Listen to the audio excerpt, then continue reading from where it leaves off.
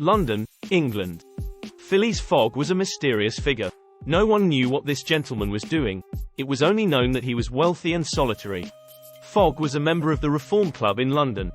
His entire day was scheduled by the minute, and he had not left London for many years, yet he knew much about the most remote places on Earth.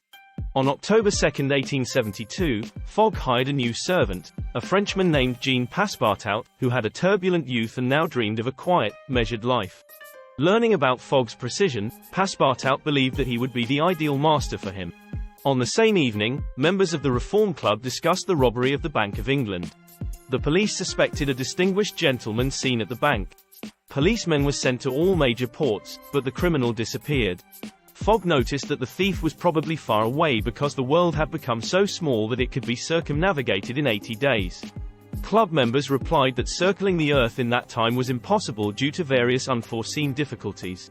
Then Fogg made a bet with the members of the Reform Club that he would complete a journey around the world in 80 days and wagered half his fortune. He would lose the money if he did not return to the Reform Club by December 21, at 8:45 in the evening. Mr. Fogg was ready. In his hands, he held the famous Bradshaw Railway and Steam Navigation Guide, which would serve him during the journey. Egypt and the Suez Canal. On the same evening, taking the remaining half of his fortune, Fogg, along with a stunned Passepartout, crossed France and arrived precisely on schedule at the Egyptian port of Suez. Police detective Fix, who was on duty in Suez, learned that among the passengers on one of the ferries was a gentleman who resembled the description of the man seen at the Bank of England. He suspected Fogg of the robbery. The agent introduced himself to Passepartout, who told him how hastily they had left London, confessing that he did not believe in the bet. Passepartout thought that something else was behind this haste. Fix became convinced that Fogg was a thief. He demanded an order for his arrest to be sent to Bombay, and he himself followed Fogg to India on the same ship. The ship passed through the Suez Canal, ahead of schedule by 2 days. India. In Bombay, Fix discovered that the arrest warrant for Fogg had not yet arrived. Passepartout realized that Fogg was serious and genuinely intended to circumnavigate the globe in 80 days. Strolling through Bombay, Passepartout desecrated one of the temples by entering it with his shoes on. Fix decided to use this incident as a reason for arrest and went to Calcutta separately from the travelers. Fogg and Passepartout decided to take advantage of the railway that passed through all of India. It turned out that in one place, the road was not completed. Traveling on an elephant through the jungle to the nearest station, the adventurers saved a young widow named Auda, whom, according to ancient Indian custom, they intended to burn on the pyre along with her deceased husband, a Raja. Clever Passepartout, disguising himself as the deceased Raja, carried the beauty straight out of the burning pyre. The old Raja came to life. Like a ghost, he rose from his bed, took the young wife in his arms, and descended from the pyre, enveloped in clouds of smoke, giving him a ghostly appearance. It turned out that Auda was orphaned and could no longer stay in India, where she would be found and burned. Fogg undertook to take her to Hong Kong, to a wealthy relative. Spending the 2 days one earlier on saving Auda, Fogg arrived in Calcutta exactly on schedule, on October 25. Right at the station, Passepartout was arrested for desecrating a Bombay temple, and Fogg had to pay a substantial sum as bail. To Fix his annoyance, the arrest warrant for Fogg had not yet reached Calcutta, and the travelers smoothly sailed on a ship to Hong Kong. Fix followed them. From India to Japan. On the ship, Fix renewed his acquaintance with Passepartout. It seemed strange to the Frenchman that this man followed him everywhere. He concluded that the Reform Club members hired Fix to monitor the correct fulfillment of the conditions of the circumnavigation. The ship was delayed by a day, and Fogg missed the one going to Yokohama, but found another one leaving early in the morning. It turned out that Auda's relative had moved to Europe. Fogg suggested that she go there with him. While ordering cabins, Passepartout learned that the ship would depart for Yokohama not in the morning, but this evening.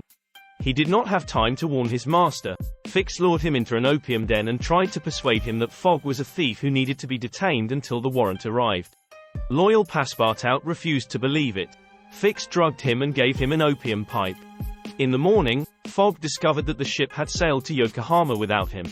Undeterred, the unflappable Englishman hired a pilot boat whose captain agreed to take him to Shanghai, where a ship heading to Yokohama would dock. Fix gained Fogg's trust and sailed with him and Auda. Encountering a tropical storm along the way, Fogg reached Shanghai and, right at the entrance to the bay, transferred to a ship heading to Yokohama.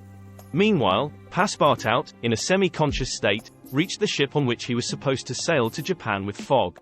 Upon waking up, he remembered that he had not informed his master about the changed departure time, but it was too late. In Yokohama, by a wonderful coincidence, Passepartout met Fogg and Auda and joined them on a large paddle steamer bound for San Francisco. On the ship, Passepartout encountered Fix and beat him, but then they made peace. Fogg left the British colonies.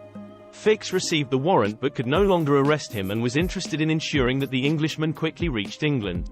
Fix swore to help Fogg in everything, and Passepartout decided not to tell his master anything. United States of America. On December 3, the ship arrived in San Francisco, and in the evening, the travelers boarded a train bound through the North American continent. Auda had long been filled with tender feelings for Fogg, but he still seemed cold and impassive. As the train crossed the boundless prairies, a tribe of bloodthirsty Indians attacked. Passengers began to defend themselves, and the Indian chief climbed into the locomotive and, unknowingly, pressed a lever that increased the train's speed. Ahead was a station with a military fort, and the train needed to stop near it. Otherwise, the Indians would massacre all the passengers. Risking his life, Passepartout crawled under the carriages and uncoupled them from the locomotive, after which the fleeing Indians kidnapped him. Fogg went after Passepartout and brought him back, but in doing so, he lost a lot of time, and the train did not wait for him. Fix saved the situation. He found the owner of a sail sled, and the travelers reached New York. Still, they missed the ship going to Liverpool, Atlantic Ocean and back to England. Fogg found a trading ship whose unyielding captain agreed to take them only to Bordeaux. As soon as the ship sailed into the ocean, Fogg locked the captain in the cabin, bribed the crew, and set off to Liverpool, managing the ship like a true sailor. On the way, the coal on the ship ran out. Fogg released the captain, bought the ship from him, and burned all its wooden parts for the remaining journey, but there wasn't enough fuel for Liverpool. The travelers disembarked in Ireland, took a fast mail train and arrived in Liverpool on the morning of December 21, where Fix arrested Fogg and put him in a cell. Passepartout felt intense guilt for not telling Fogg who Fix really was. Soon it became clear that the real thief had long been detained. Fogg was released. He ordered a special train to London but was 5 minutes late and lost the bet. The disheartened gentleman offered Auda the remnants of his fortune, but she declared her love for him and became his wife. It turned out that Fogg had also fallen in love with Auda but hid his feelings behind external impassivity. Negotiating with the priest about the wedding, Passepartout learned that today was not Sunday but Saturday. They arrived in London not on December 21 but on December 20, as they were moving east. Crossing each degree of longitude, the traveler's day decreased by 4 minutes, and these minutes accumulated to 24 hours. Fogg managed to enter the Reform Club and win the bet. A day later, his wedding took place. And, as always, if you enjoyed this summary, don't forget to like and subscribe for more literary explorations. Thanks for joining us today, and we'll see you in the next video. Happy reading!